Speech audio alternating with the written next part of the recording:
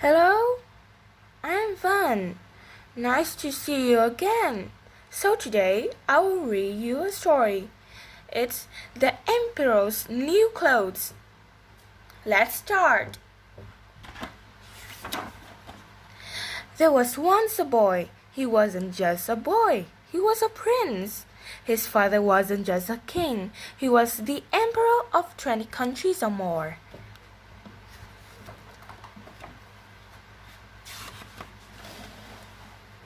The prince had everything that he wanted. He had lots of toys and games, and dogs and horses too.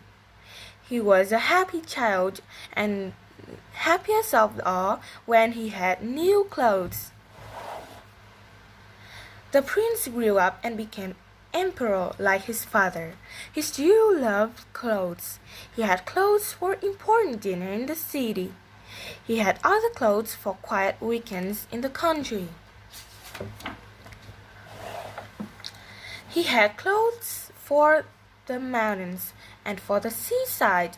Sometimes he changed his clothes 3 or 4 times in one day. In the streets around the emperor's palace, you could buy any kind of clothes. You could buy the most beautiful coats and the most expensive hat and shoes. Of course, the emperor bought more clothes and hats and shoes than anyone else. New people came to the city every day to live and work. They came to buy and sell things too. Most of them were good and honest, but not at all. One day, 2 men came to the palace. They asked to see the emperor. "We are weavers," they said.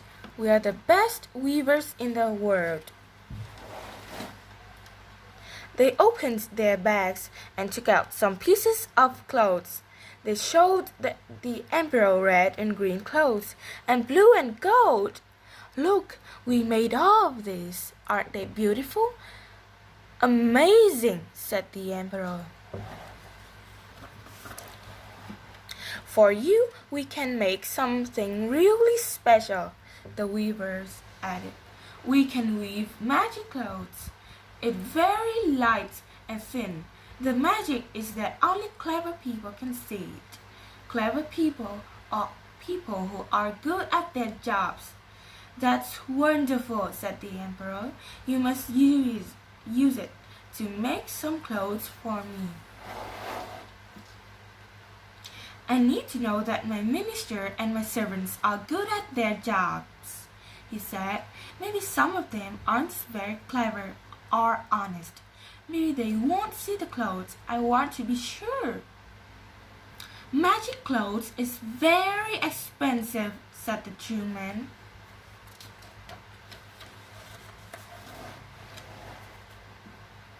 "Money isn't a problem," said the emperor answered.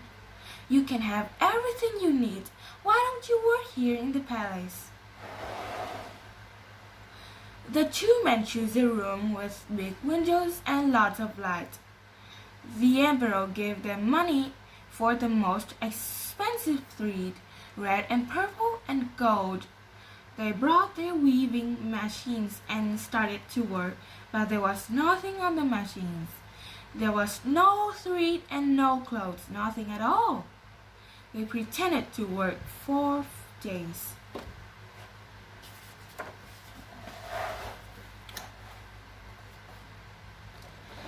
"Are my clothes ready?"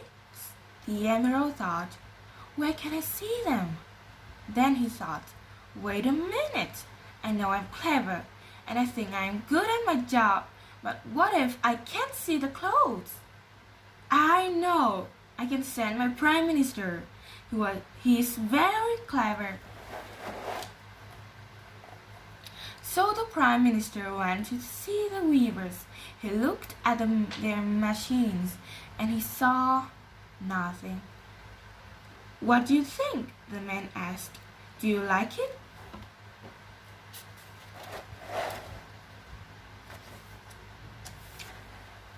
"Help!" thought the prime minister. "I can't tell the emperor. I don't want to lose my job." So he said, It's wonderful, very special, really lovely. Oh, thank you, smiled the Tree Man. Oh, and we need some more money. Is that all right? A few days later, the weaver said, "The emperor's clothes are ready now." The emperor was very excited. He brought his prime minister and all his servants to see his new clothes. They all saw nothing.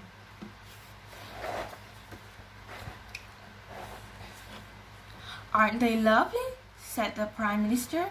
"Beautiful," added the servants. "They can all see the clothes, but I can't," thought the emperor. "What's wrong with me?" So he also said, "They are amazing, well done."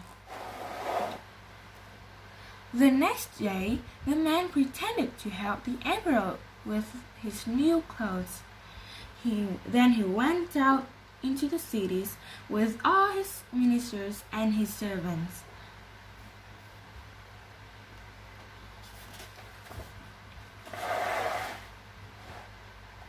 There were thousands of people in the streets. Everyone knew about the magic clothes. Everyone knew that only clever people could see it, and everyone saw nothing. "Doesn't the emperor look wonderful?" they said. But he isn't wearing any clothes," said a child. "He isn't wearing anything." "Hush," said her father. But her mother said, "She's right, you know." Then someone else said, "The emperors had no clothes." Soon everyone in the street was saying the same thing.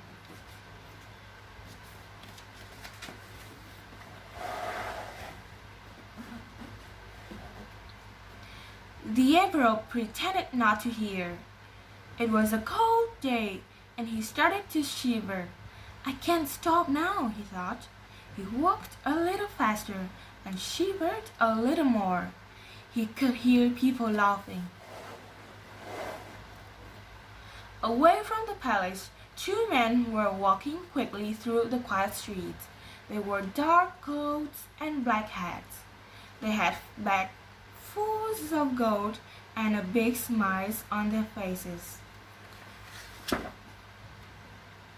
Now is the end of the story. The emperor's new clothes. Ah, do you think it's funny? Hope you enjoy. Goodbye. See you later.